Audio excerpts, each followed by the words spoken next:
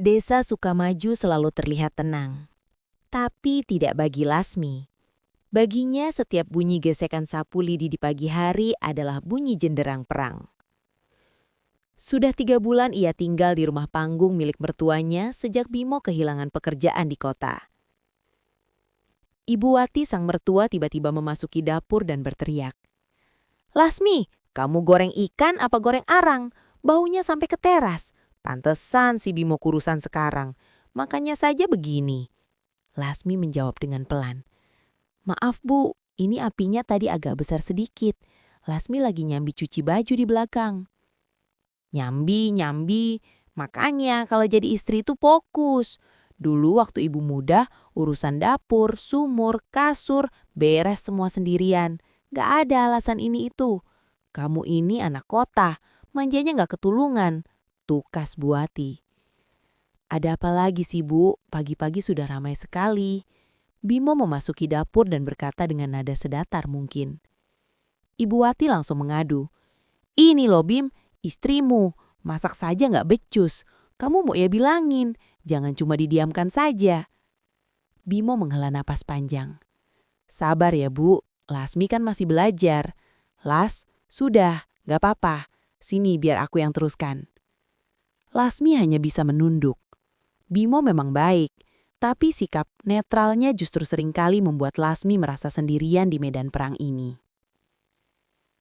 Malam itu Lasmi tidak bisa tidur.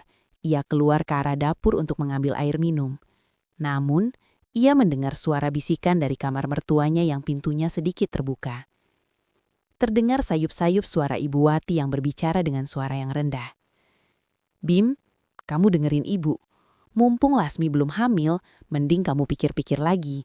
Tetangga sebelah, anaknya Pak Kades, si Mirna itu, dari dulu nungguin kamu. Dia pinter masak, pinter cari duit. Gak kayak Lasmi yang cuma bisa habisin uang jajanmu." Bimo terkejut. "Ibu bicara apa sih? Istriku itu pilihanku." Ibu Wati mendengus. "Pilihan yang salah. Lihat sekarang, kamu susah, dia malah jadi beban. Ibu gak ridho kalau kamu terus-terusan begini." Tangan Lasmi gemetar hebat memegang gelas plastik di tangannya. Hatinya hancur, bukan karena dihina tidak bisa masak, tapi karena mertuanya berniat memisahkan mereka. Di titik itulah, api keberanian muncul di mata Lasmi. Puncaknya minggu pagi ada acara arisan warga di rumah Pak RT. Ibu Wati berniat mempermalukan Lasmi dengan menyuruhnya membuat hidangan pembuka untuk seluruh tamu. Ia yakin Lasmi akan gagal. Ibu Wati berpesan seminggu sebelum acara.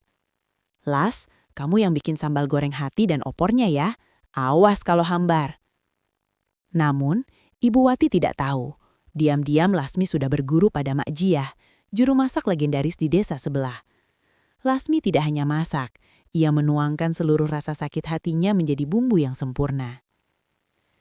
Dan saat acara arisan minggu itu, ibu-ibu banyak yang terperangah ketika memakan masakan Lasmi. Bu Wati tersenyum, yakin ibu-ibu pasti kaget karena masakan Lasmi tidak enak.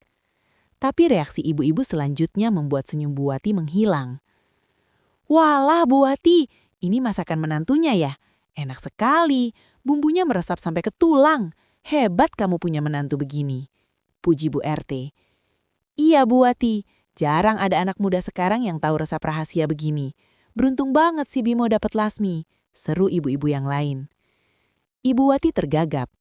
Iya tentu saja, kan saya yang ajarkan."